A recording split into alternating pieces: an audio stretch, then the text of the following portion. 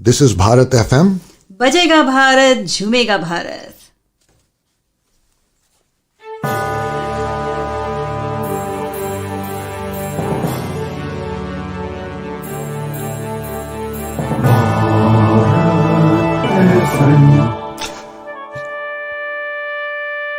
ये है भारत FM.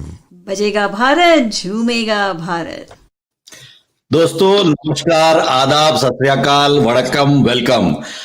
हमारे सभी दर्शकों को और हमारे जो सुनने वाले हैं, भारत एफएम के जो दर्शक और सुनने वाले हैं, उन सभी को आपका होस्ट और आपका दोस्त आरजे आशीष का प्यार भरा नमस्कार. और मैं आपको हमारे इस कार्यक्रम में, जिसका के नाम है रूबरू, आप सभी का तहे दिल से स्वागत करता हूं. The today's program will mainly be in English because the content that we have is basically for an entire audience irrespective of the language that you speak. So we are going to conversate mainly in English. And our host for today, our host for Rubaru today is none other than Dr. Shreya Bhandari. So Shreya, welcome to the show. Thanks for having me, Ashish.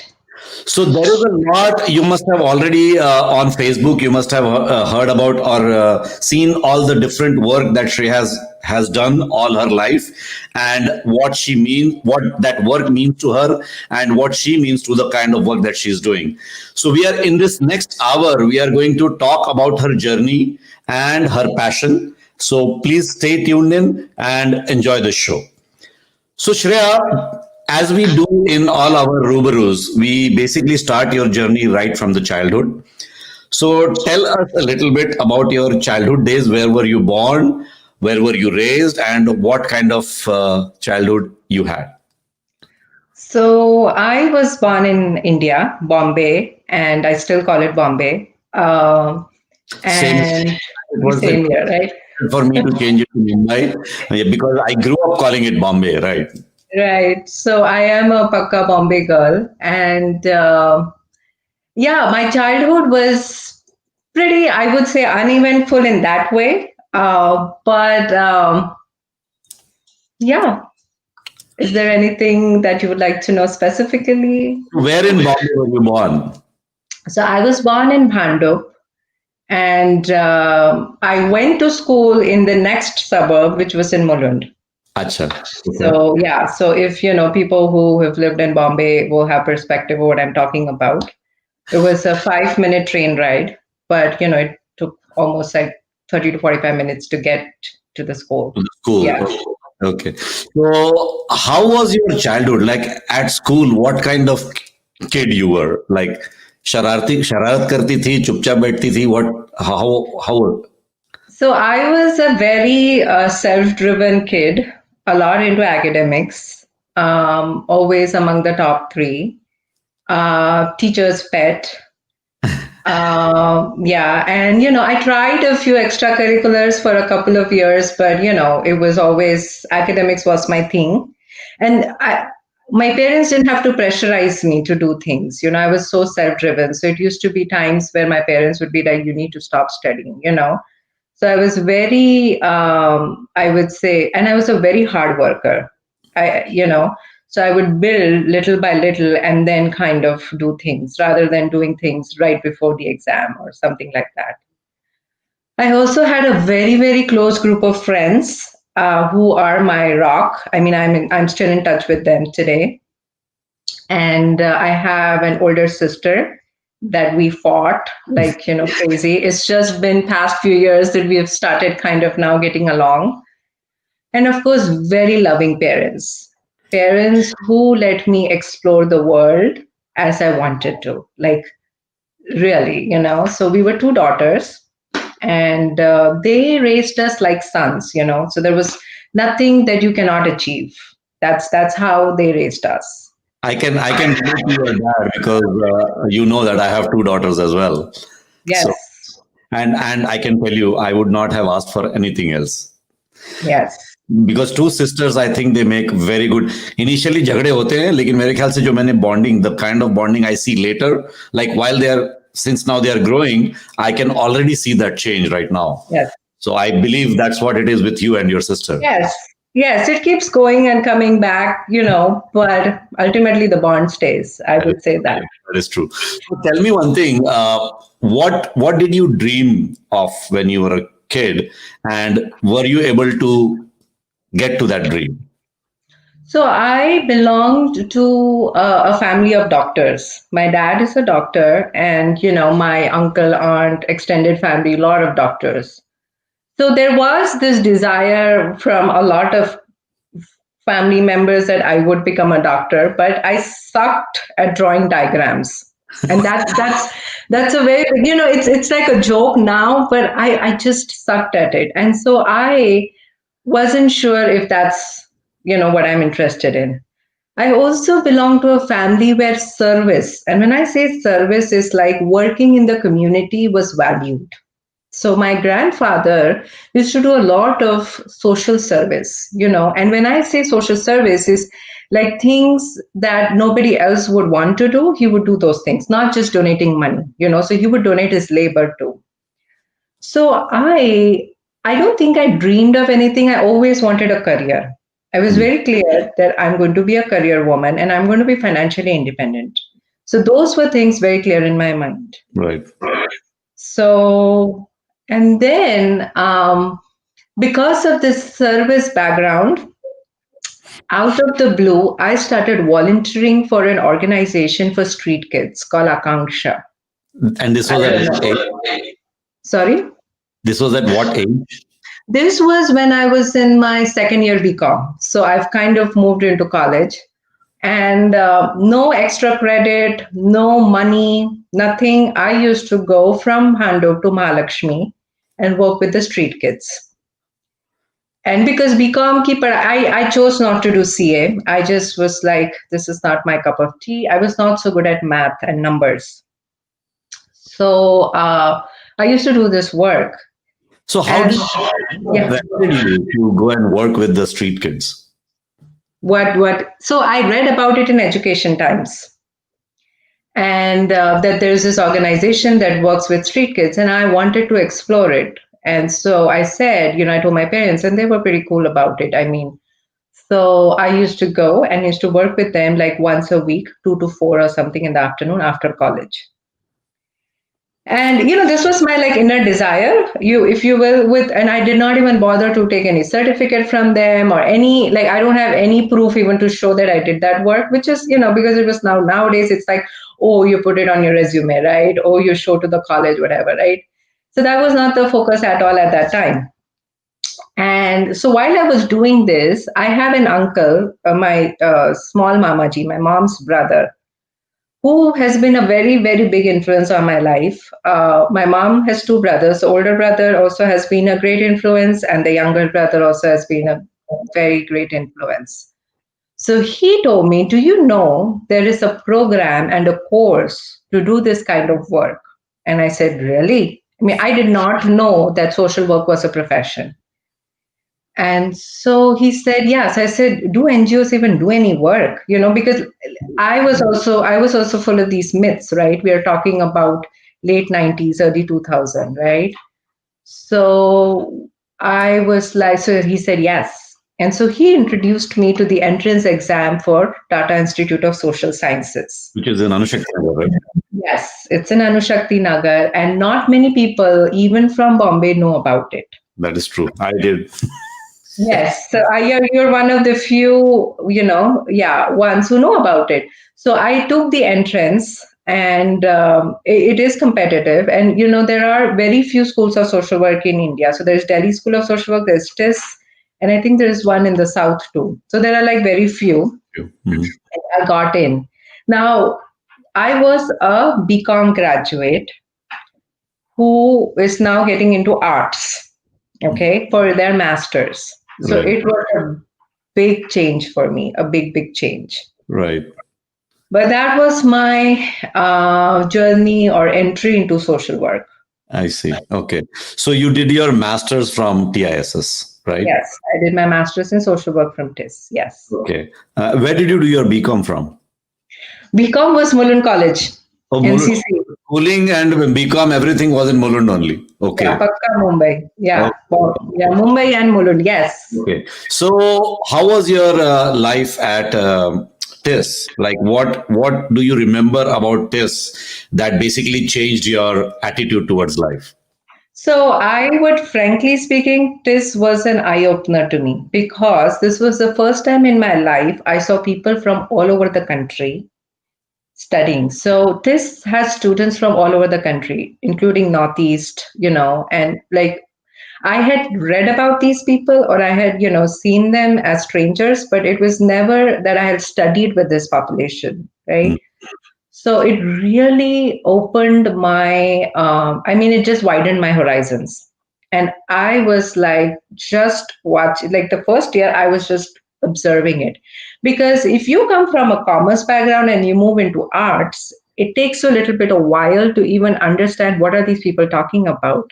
And when you have people coming from, the arts field who have already done their BA from, these premier institutions all over the country, it takes you a while. So I was introduced, and I was in medical and psychiatric social work as specialization. Okay. Yeah. So that's where I think I would say my foundation was built, and I was getting all the knowledge that I could. I also, we are expected to work in the field. So I worked in a variety of settings as field work. And, of course, that helped me a lot too. So, So, yeah. fieldwork, did you go outside of Bombay, or was it within Bombay that you had to do the fieldwork? So, two of my field placements, which go on for a year, they were in Bombay. So, I worked with the police, actually in Nerul, very close to where you live. Okay. Yes. I worked with the police for 1 full year. And then the second year, I worked in a slum with child laborers. And the third one is a block placement that you do for an entire month. And that I did in Uttaranchal. I went with two other friends to Uttaranchal, and I worked in a de-addiction center there. How was that experience? Like, born and raised in Mumbai, studied in Mumbai, everything in Mumbai, and suddenly you have to go to Uttaranchal. Yes. Tell me a little bit about I that. did it. Yeah, I did it for the fun of it, but I liked it actually a lot. I learned a lot about, one thing that I learned that is really funny is how many Marathi words we use in our Hindi. So when I would speak, they would not understand my Hindi. And I was like, Wahan gardi hai. And they're like, what is gardi? And then I realized gardi is a Marathi word. Right. And so just talking to the local people, and also how time is managed, right? The concept of Indian stretchable time, right? Right. So when you're in Bombay, it's like 10 a.m. is 10 a.m. But in Uttaranchal, 10 a.m. is not 10 a.m., right? So it's like, ho jayega, kal kar lenge. So those were, again, you read about those things, you watch it in movies, but when you experience it and when you're working in the field and when people are not serious and they're more interested in asking you questions about Bollywood as if, and it's so cliche, right? But they still do those things Right. as if we see actors every day. So it was, it was interesting, but I enjoyed every minute of it. Okay. Okay. Yeah. So that was your journey at college in TIS. What Yes. happened after that? So my entire perspective towards research was built with my job. My first job that I did, this was in Bandra Bhava Hospital, and I worked in a crisis center for women facing domestic violence. And this was a first of its kind center set up in 2001. The name of the center was De'Asia, and it was a partnership between the Mumbai Municipal Corporation and an NGO called Sehat. And Sehat hired me. And I worked in De'Asia, and we used to counsel women who would come to this public hospital. The entire concept was that domestic violence is a public health issue. And the doctors and the nurses and the healthcare professionals cannot turn a blind eye to domestic violence. Okay, so they are expected to screen women for domestic violence, and they're expected to refer them to us. So Sehat not just work with counseling, they also work with training healthcare professionals. And Sehat, it is actually CEHAT, not SE, and it's an acronym. Oh, They're still doing great work in Bombay. They also published a lot and they did research. So I was in this unique job where I got exposure to practice through counseling, to training, and to research. okay.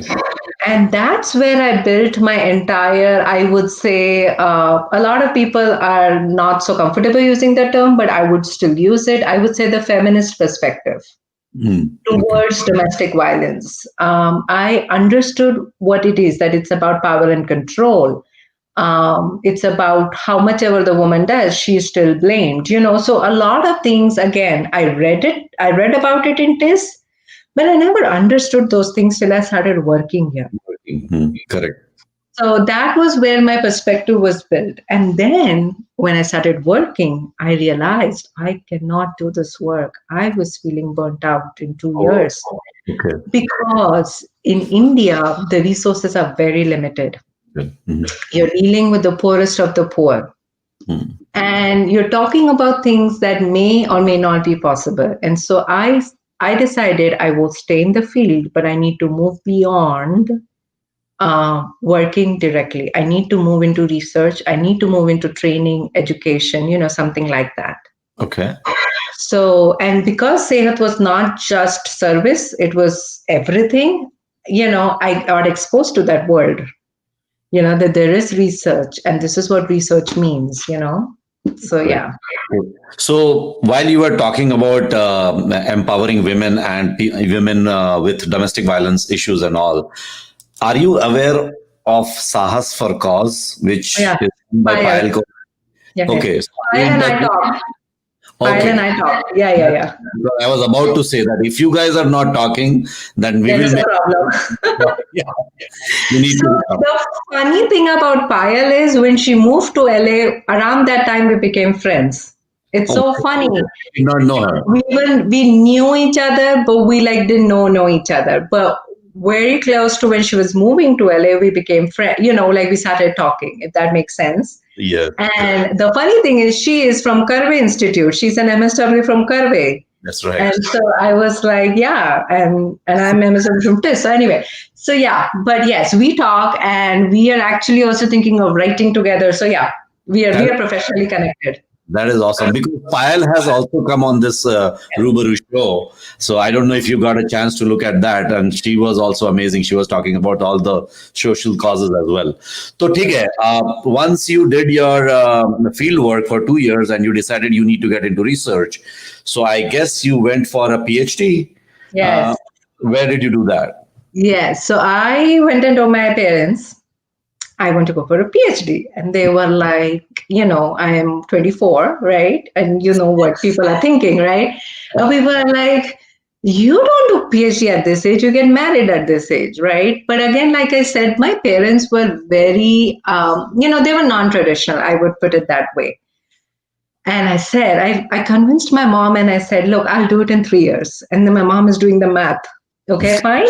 So fine, but they gave me the entire freedom to explore and do whatever I wanted to.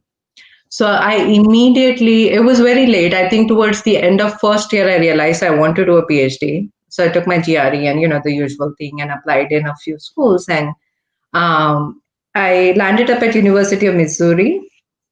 I had a few professors who were doing domestic violence research at that time. And the School of Nursing there was also doing excellent research at that time. And so I landed up here, and that's how my journey began. So I was 25 when I came here to the US. Okay. Yes. Were you married when you came here or you came by yourself? No, I came by myself. So Okay. at that time, Irish was not part of my life. No. Okay. So you came specifically for PhD? Yes. Okay. And where did you do your PhD? At University of Missouri. Missouri. Okay. All right. So how was that experience? Like coming from India, not knowing anything about how the education system here works, and then directly getting into a research program, a PhD program.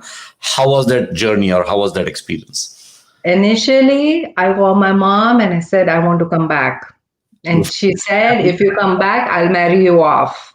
And I kept the phone and I never That scared you more than getting through your PhD.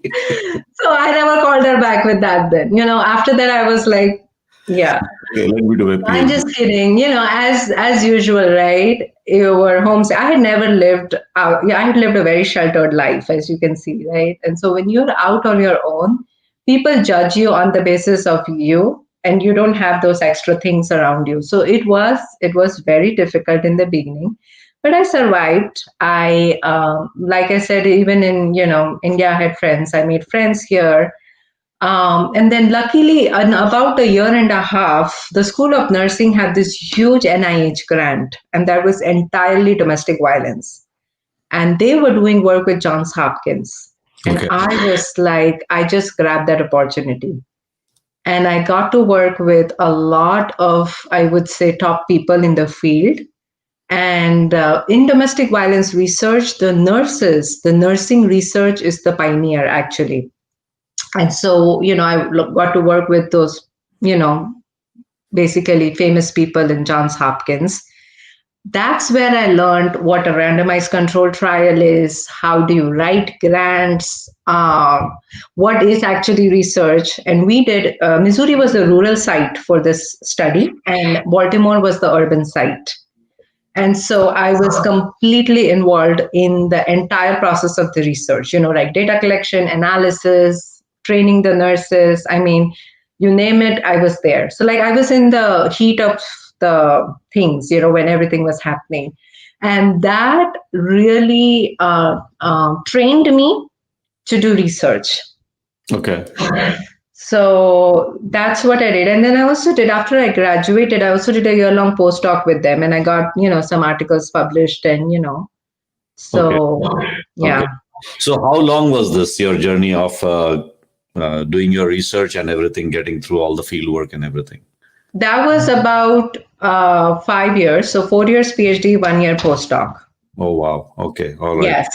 And then and in between, I got married too. So Mayuresh and I decided to get married. And Where did you meet Mayuresh? Was it at the college?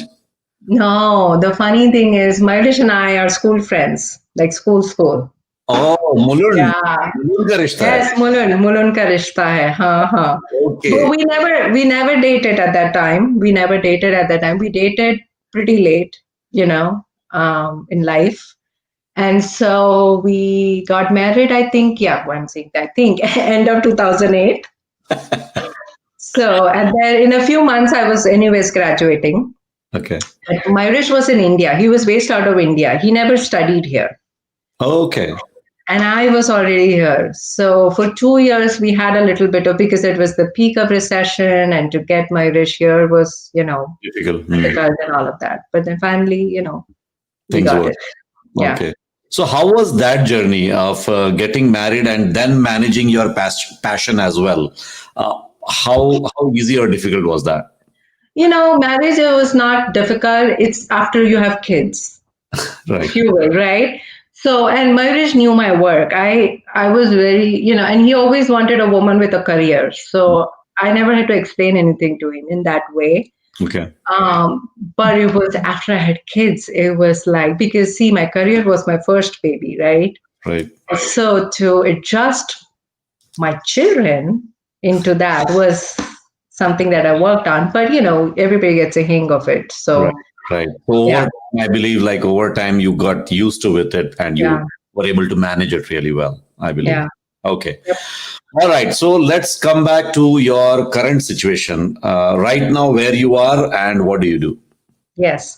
So I am a professor of social work at Wright State, and I teach master's students. I'm also the director of the program.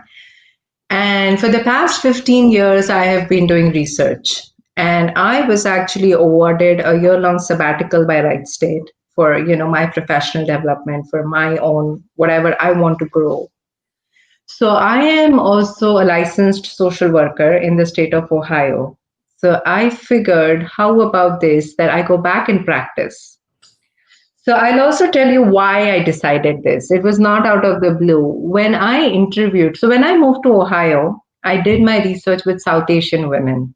Right. And I've published a lot around South Asian domestic violence. And more women would come out and tell me that when they go and seek help, the mainstream does not understand that how is the extended family involved, or a lot of issues that kind of we understand that are an integral part of our culture. So they used to get frustrated, and so this was a very big thing that I got from my research. And so I said, you know what, let's see what it is to get into practice. So I have now, started working as a therapist with this group called Rice Counseling, and we offer mental health therapy. And currently, because of COVID, we're doing telehealth. And so I work with this fabulous group of therapists who are women of color and who understand these issues, about trauma and how it's connected to these, physical and mental symptoms. And so that is the current work that I do, over and above of, of course, publishing that we continuously keep doing. So tell me one thing. I'm just curious to know, when you see people like this on a daily basis, does it emotionally drain you out?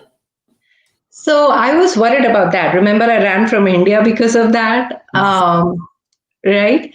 But I see a lot of growth in me. So at that time, I was 23, fresh out of college, not seeing life as much. Now, when I see clients, I see a growth in me, in how I am assessing the situation, how I'm assessing the safety and the seriousness of the situation. I have just begun seeing, it's been like 4 months. So, I do plan to continue this work even when I go back to Wright State a little bit. But so far it's been okay. We also read a lot. So we continuously connect our work with research. We also have individual supervision meetings. So, we get to discuss those things with our, supervisors.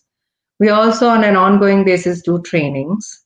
And then we invest a lot in self-care. So there are times when I shut everything down and I would just, either do Netflix binging or whatever, so self-care. And I have, again, learned the hard way, but I have put that as an important part of my routine, that this has to happen. I'm not going to compromise on it. Okay. So you have a timeline for doing things. You basically follow that timeline all the time. Yes.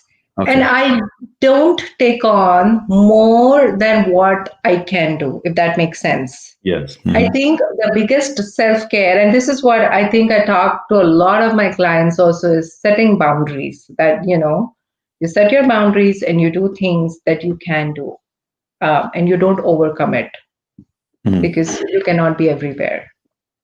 Okay, right. So one thing that comes to my mind, how does your day look like when you start your day and by the time you end it? Is every day the same or is it different? Like, do you have a defined work process? Yes, so every day is different. One day of the week, I see clients all day long. But the other days I do 50-50. So part of the day I do writing, because I have this data that I've collected and I need to publish articles off of that. And the other part of the day I see clients. Okay. So it's kind of, divided like that. I also see some clients over the weekend. Actually, Sunday afternoons is a very good time, because people who work full time, or work, the regular business hours, they usually, weekend is the time you get, they get. So I see a few clients over the weekend. So far, this has not seemed like a stress to me, because I enjoy it. Like you said, right? I was just asking you before the show, how do you do it? And he's like, I love it, right? So yeah, so if you like something and if that's your life, And another thing that I've done, Ashish, is that as soon as I started this work, I got myself trained into a few therapy styles. And there is a very one that is very popular, and there's a lot of evidence-based research that it works with trauma. It's called EMDR. It's basically eye movement desensitization. It's a kind of therapy where you do bilateral stimulation and you try and reprocess your trauma. Oh, okay. So I got myself trained into that, and I do use that with some of my clients. And Can you explain what exactly that is? Because yes, you use some terms which I did not understand. I'm being very honest. yes, absolutely, yeah. So this is basically that you do bilateral stimulation. When I say bilateral stimulation, it could be tapping, or it could be eye movement, and it can happen over the screen. And with that, so when I'm doing this, your eyeballs will move. Say, for example, you're the client. And because of that, there is bilateral stimulation in your brain, and it reprocesses your trauma. Oh. So what this theory or what this therapy believes in is that some of our past traumas, and I will actually talk a lot about trauma too after this, it is stuck in the brain and it's not reprocessed. And that's why it gives you these somatic symptoms of pain or whatever, or fatigue or nervousness or whatever. Once this trauma is reprocessed in your brain and you reach a cognitive level of whatever happened, say, for example, it was beyond my control, when that happens, you will see that your mental and physical health will improve. Okay. And there's a lot of evidence-based research to support it. And it just does not work with trauma. It can basically work with anything. Okay. And another thing I would really like to state is when we use the term trauma, people think it's a heavy word. And, it means that you're a war veteran or, there's been a sexual assault or whatever. It doesn't need to be that. We all face traumas in our lives. Correct. And so that I've been using with some of my clients. I see. Okay. And it could be any kind of bilateral stimulation. Right. And the funny thing is that in our regular lives, we actually like rocking the kid, or we do a lot of things or if you see the stress ball, throwing it from one hand to another, that in itself. So we actually do a lot of things.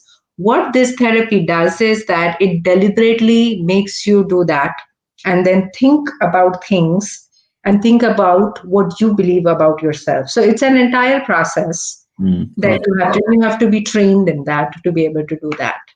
Thanks for that explanation. Thank you very much. Something just came to my mind. The kind of profession that you are into, I would call it as a noble profession. It is a noble profession, what you're doing. And as it happens with every noble profession, whether you are a doctor or whether you are in a police job or something, you meet different kind of people with different story all the time. Yeah. Has it ever happened where you personally get connected to somebody and you take it over out of your comfort zone and you go over and beyond to try to help that person? Has it ever happened with you? I would say because my background has been in domestic violence, I am currently seeing some clients that are struggling with that. It's not an unsafe situation. But because I have read and written so much on it and I kind of know the outcome, I get very frustrated when the client is not getting it. And I also know that it's going to take time. But I think with other clients, I'm not as frustrated. But with these clients, I get, and I am checking myself. And, I always talk to my supervisor about it. And she's like, are you frustrated or is she frustrated? And, it's funny. And I've noticed that my level of agitation is so high with this client. And I checked myself and I was like, yeah, because this is something that I have been working on for the past 15 years. Ideally, I should be patient, right? But because I know the final outcome, I am like, why is she not getting it? And, it's easier said than done, where you're supposed to facilitate, you're supposed to be non-judgmental, which, we do that. But so that sometimes comes in. Going out of my way, I do it in indirect ways. I don't do it because here the laws are very strict, right? So I mean, I could lose my license if I would, do something. But then I would say, for example, if I am really thinking that this particular thing, then I might just make a donation to an organization that supports these people. So that I have done, and I consciously donate actually a lot. And I donate my labor, of course, it's my profession, but I also donate money on a regular basis. So that's what I would do. I think the laws here prevent us from, which in a way is good because then you stay professional. Correct. So tell us, what are some of the reasons that these people would come for this therapy? So again, a big myth is that you have to be seriously mentally ill to go to therapy. That's not true. Most of our clients suffer from anxiety or depression.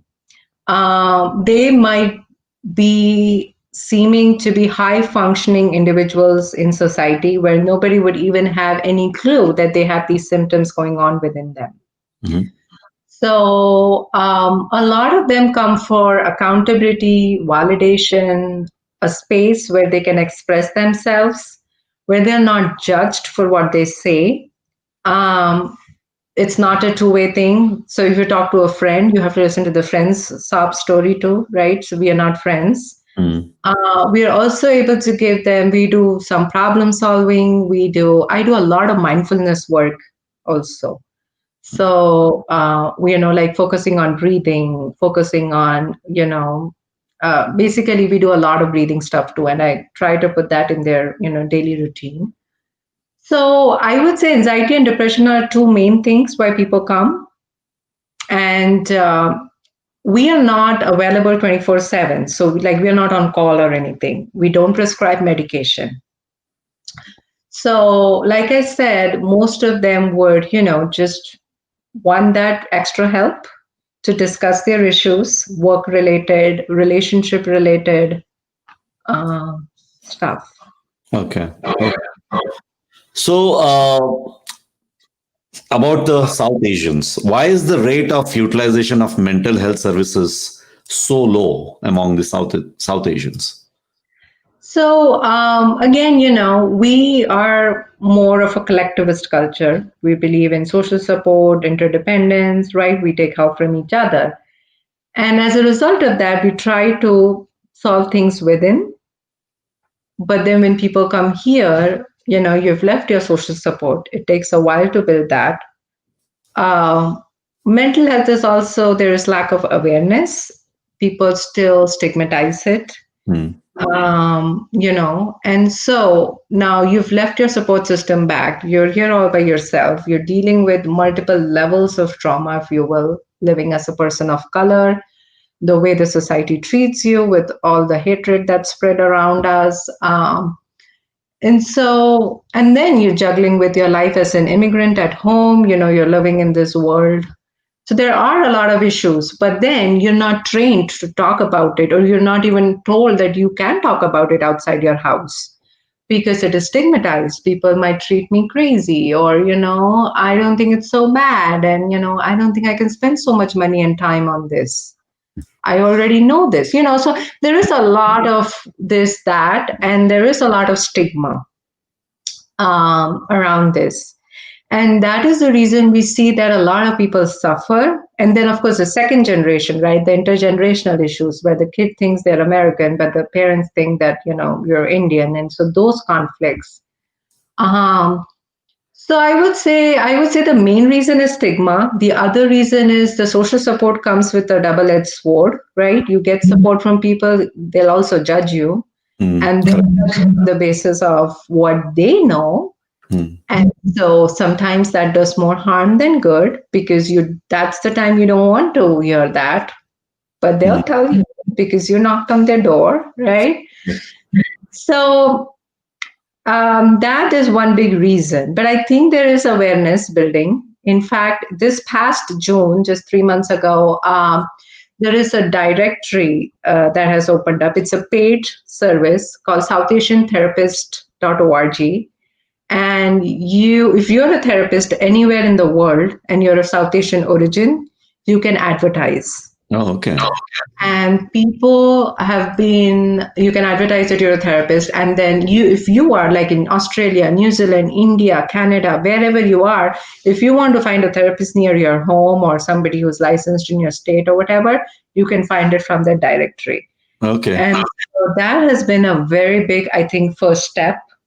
That's awesome. That's awesome.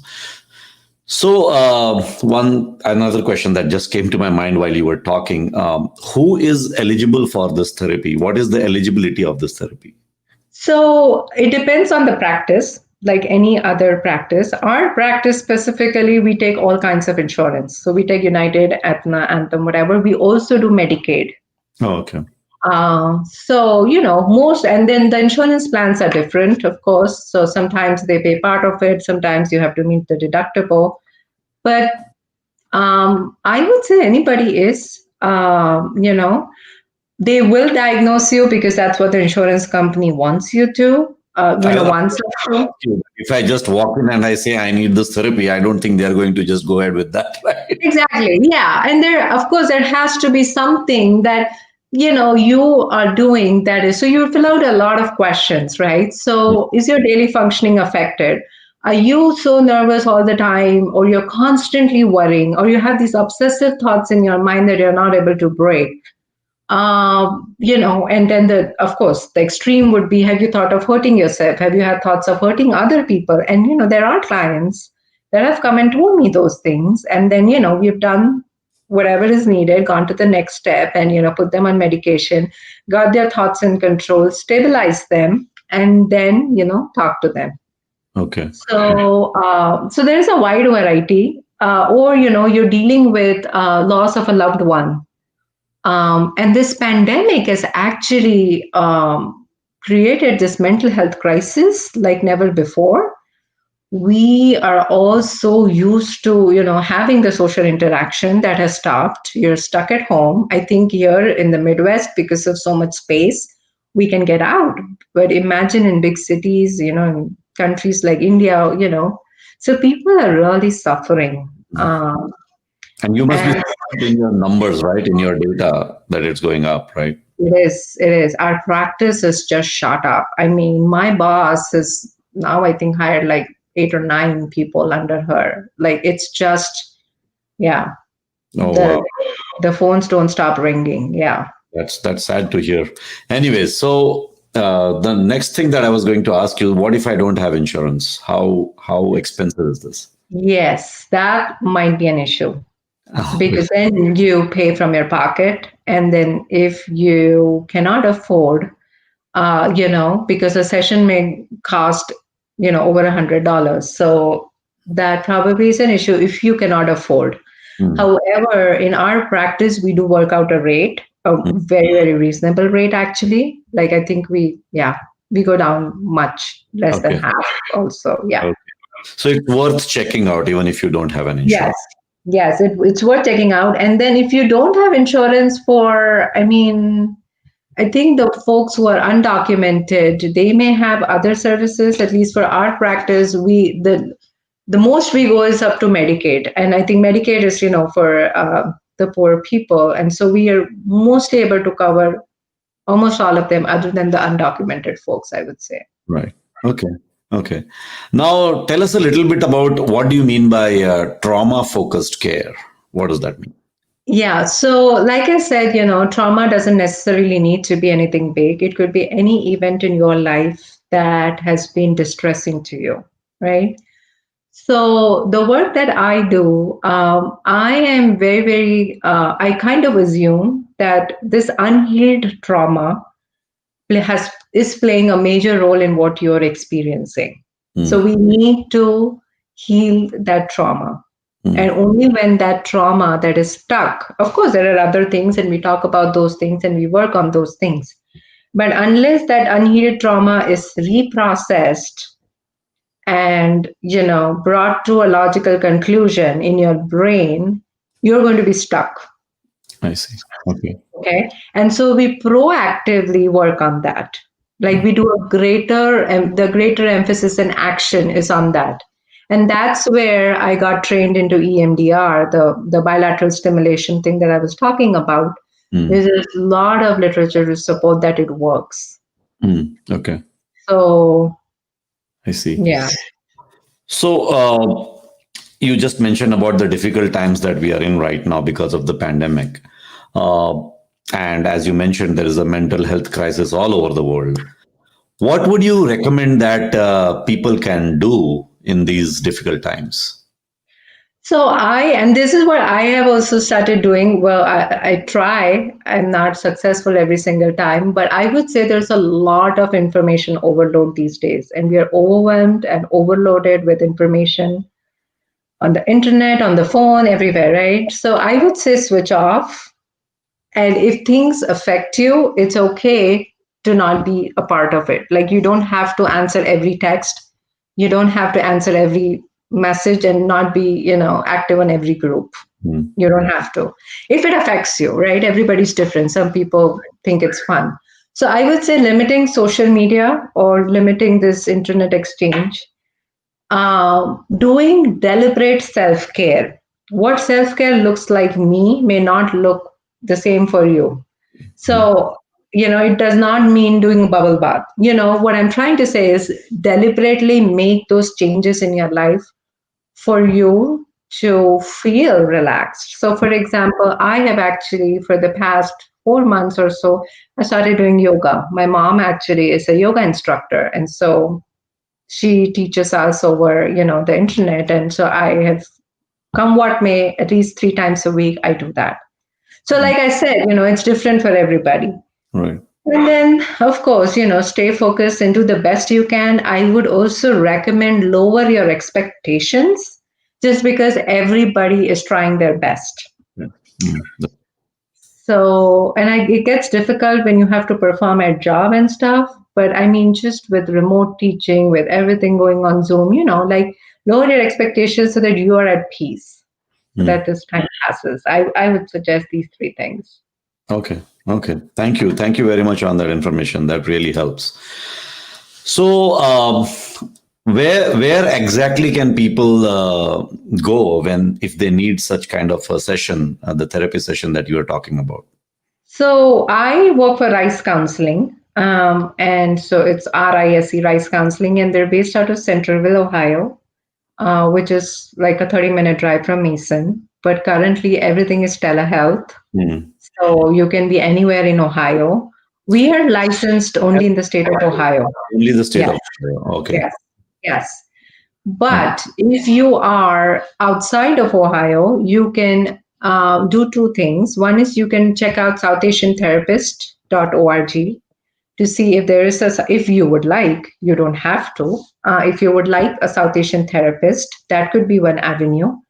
I would seriously recommend checking with your insurance about how much you will have to pay so that you are not caught by surprise when a bill is sent to you. Mm. And then, or other websites could be Psychology Today is another place to look up for therapists. Okay. I would say read up their profile. And when you read the profile, you have to spend some time and see if it resonates with you. So, for example, if you're dealing with substance abuse, Mm. you're not going to go to somebody who deals with, some other issues, if that makes sense, right? So, like if I get a substance abuse client, I would refer them to somebody else or somebody else in the practice. So, you want to read their profile to get some sense of, what is their specialty, what kind of work have they done, and does that appeal to you? Mm. Right. Okay. Okay. So, I'm pretty sure you guys have a website that people Yes. can reach out to. So, I Yeah. wanted to put that link on the comment section that we have. Do you have access to the comment section as well while you are looking? I have a private chat thing So, going if on. you can type it in the private chat, I can publish it on Facebook and YouTube right now while people are watching. Yeah, I can do that. Um, give me 1 second.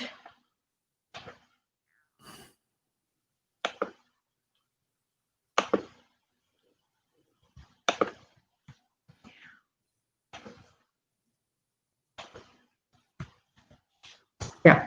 All So right. this is, yeah. Okay, so I will put this on our comment section so everybody will get to see the website. Yep.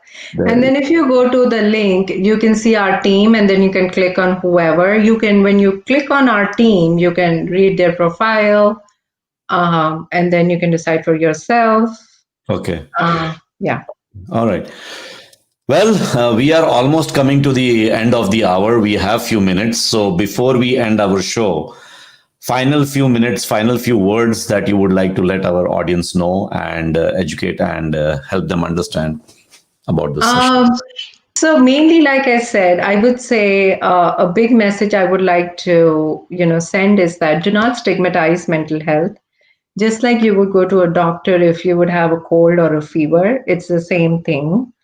The symptoms that you may have may look like nervousness, too much worry, not having pleasure in things that you used to do before. There is help available, and do not shy away from it is the main thing. And anxiety and depression are the two most common, mental illnesses, if you will, that you can see around. And a lot of people are able to function. And people are also sometimes worried that they'll be medicated. We don't prescribe. If we have to, like we had a client, then we connect them to their doctor, the PCP, or their MD or whatever, and then we how they would prescribe. So we don't. Okay.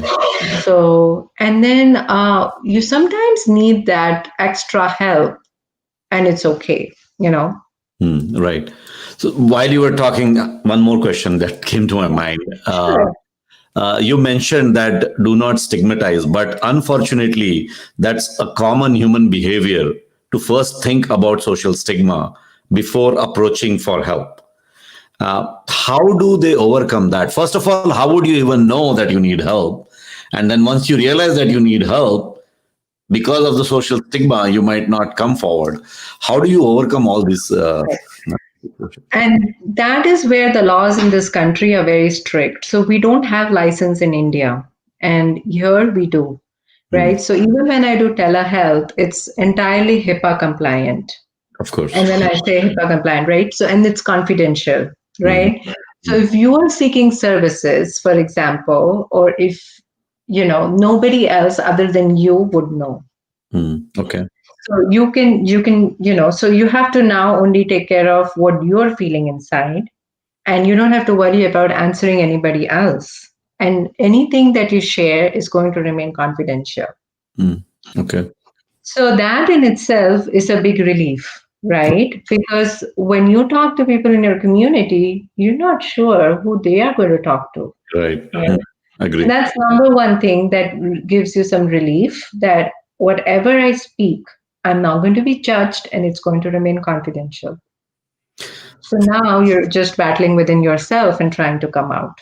What is the reason that there is a social stigma around it, even knowing very well that this person actually needs help? Why would people make it a big deal out of it? Yeah, because, people have always said they think that there's something wrong with them. Right. They are, we thrive and survive in this culture of where everything needs to work the right way.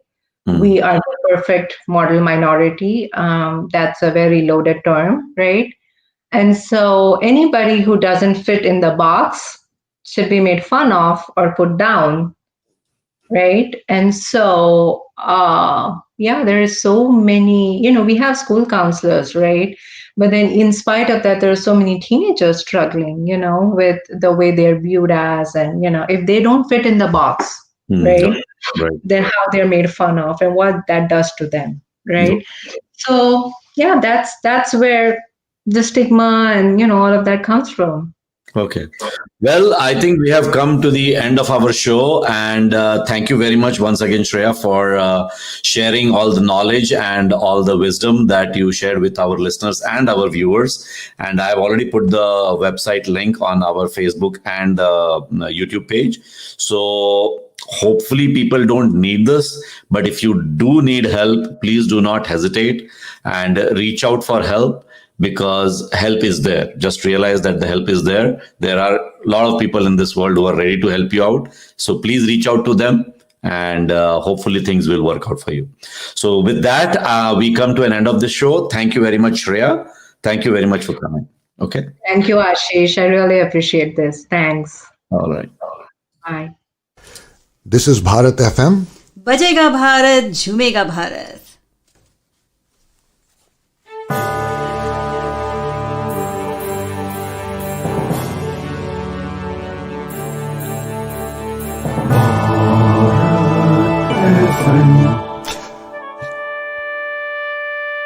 ये है Bharat FM. बजेगा भारत झूमेगा भारत.